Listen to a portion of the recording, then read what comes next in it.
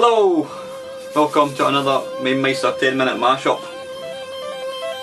Now this game will be very familiar to anybody that's owned a Commodore 64 or indeed one of the other computers, because I think it was ported to various other machines. But to my mind, this will always be its spiritual home. This is on the Commodore 64. It's an absolutely awesome game. It's probably, in fact it's not probably, it's definitely one of my top 3 Commodore 64 games. Now the music alone, you know, I could not talk because it's just absolutely stunning. It was Martin Galway at his absolute best. Brilliant. Anyway, we're not here to listen to music. You can always Google it and listen to it in full, and I suggest you do. If you're into the kind of Commodore 64 music, you need to check it out. It's absolutely stunning. I could actually just sit and listen to it myself. Amazing. Anyway, let's crack on. It's quite a bizarre game. Basically, you play the part of, I think you're a wizard who takes the shape of this odd sort of a bouncing ball type thing. Now, as you can probably see there, the landscape is completely black and white, and the idea is you have to try and restore light to the world. Now what you can do is, it's like Nemesis. You can see along the top here, you've got, in fact you know what, you can't see it because I'm too bloody far out. There we go, that's better. That'll do. Yeah, along the top there, you've got these different icons a la Nemesis. When you shoot these strange looking things, you can then waggle the joystick, which gives you more control over your bouncing, I don't know what you call it, football or something, I don't know what you want to call it. Because when you start off, you're basically just controlling left and right, and it bounces pretty much on its own. But yeah, once you get a few icons, you can control the, you can control how it moves. Now you can see there, it's no longer bounced. I can now move up and down. Now what you need to do is there's various baddies dotted throughout the landscape. Yeah, the sound effects are absolutely, I'm going to turn up a bit because it's just such a bloody gorgeous game. Yeah, you get, there's various baddies. Where's they going? There's various baddies which you can obviously kill. You don't actually get anything from them, but later on you will see. Hang on a second, let me kill this guy. In fact, I'll zap this thing. Whoops. I'll get my little catalyte. Now this little guy here, if you hold down the fan button, you can control this little, it's called a catalyte, it's like a little sort of sentry thing. Now what you need to do is, later on you shall see paint falling from the sky, and when you shoot it like so, you can then collect the paint. Oh bugger off. You can then collect the paint using the catalyte. It sounds horribly confusing, but it's not actually. So what you want to do here is shoot the paint, then you use your little catalyte to collect the paint. Now you'll see at the bottom right, there's a little tub of green paint, a little cauldron type thing. If you collect, once that gets to the top, that actually basically masks all of that one colour, and you want to then go ahead and get, is it blue and red, I think it is. Each landscape has its own sort of colours.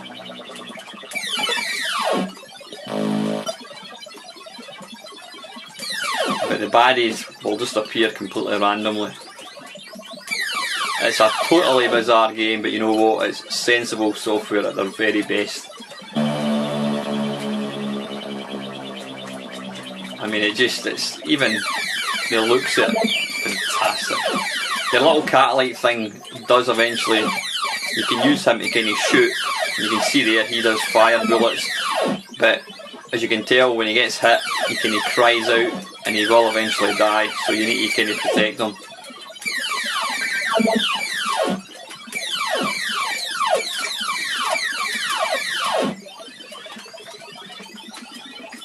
it's a kind of game you can spend a wee bit of time wandering about, trying to figure out where to go. And some days you do, you can be sort of wandering about thinking there's nothing here to actually do.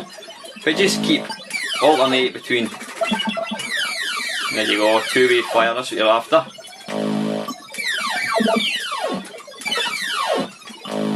What we'll do, we'll give the Catalyte two-way fire in a minute.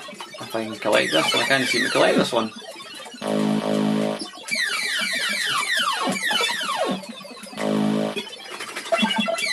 Hey, there we go.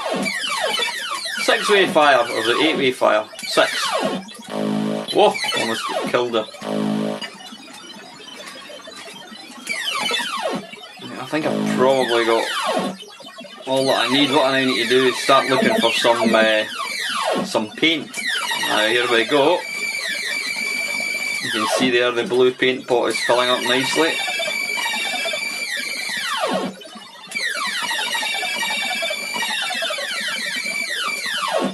Yep, that's going down pretty well. This game was ported to the Commodore Amiga and the Atari ST, but to my mind none of them came close to this original version. I mean, it was written for the Commodore 64 and it's just absolutely awesome. I don't know what the guys from Sensible Software were on when they came up with this game, but by God, whatever it was, it works. Right, I think I've got enough blue paint, so what I now want to do is go to a different landscape and try and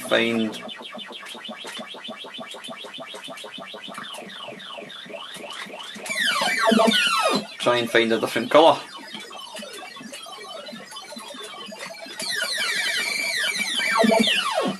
I've never completed this game and I really should owe it to myself to do so, because it's an astonishing piece of software. And it's got one of, this game, apart from the actual opening music, it's got one of the most impressive sounds that the Commodore 64 has ever made, in my opinion. And I don't know whether it was done using sampling or whatever, but it's absolutely staggering, and you'll hear it once I die. So here we go, here's some red paint.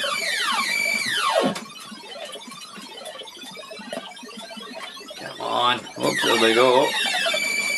Pick that up, oh I missed it. Right, this time it's better. If I'm lucky I might actually get to finish this.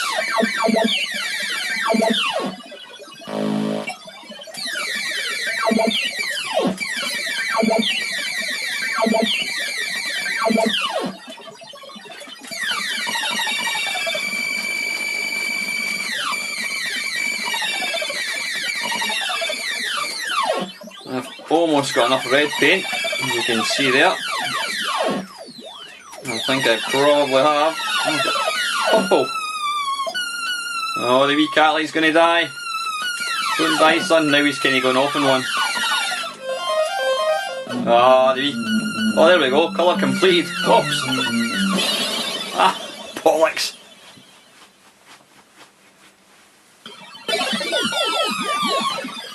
And basically you go inside your little house and you mix up some colour. What you can now do is, you can see here at the top, select permanent weapon, so you can now pick a weapon that is now permanent, so when you die, that wee Catalyte's not well. The quicker he dies the better, so I can actually go and get another one.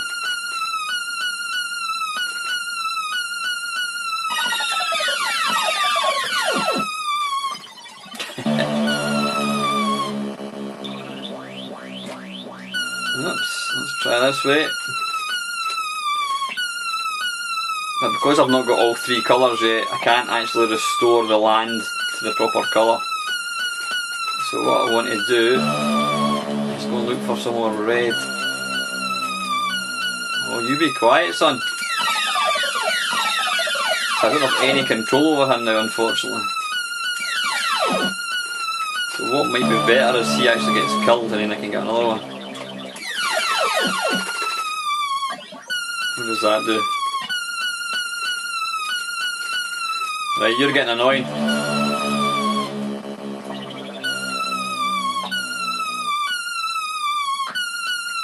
I noticed in the options screen you can actually have up to 4 players now. I'm guessing you can't have sort of co-op mode or anything. In fact, you might be able to actually, if one of you controlling the cat thing.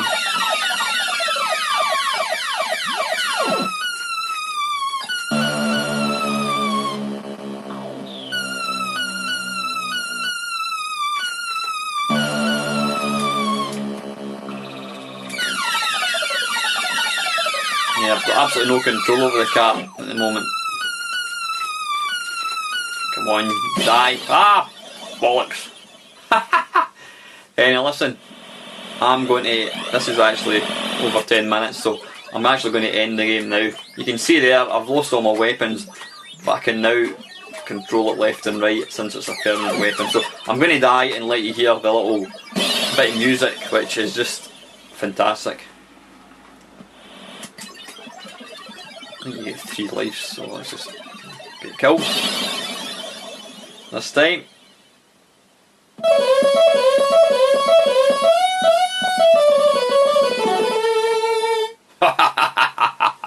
Absolutely love it. Listen guys, this is Wizball by Sensible Software on the Commodore 64. As usual, thanks for watching.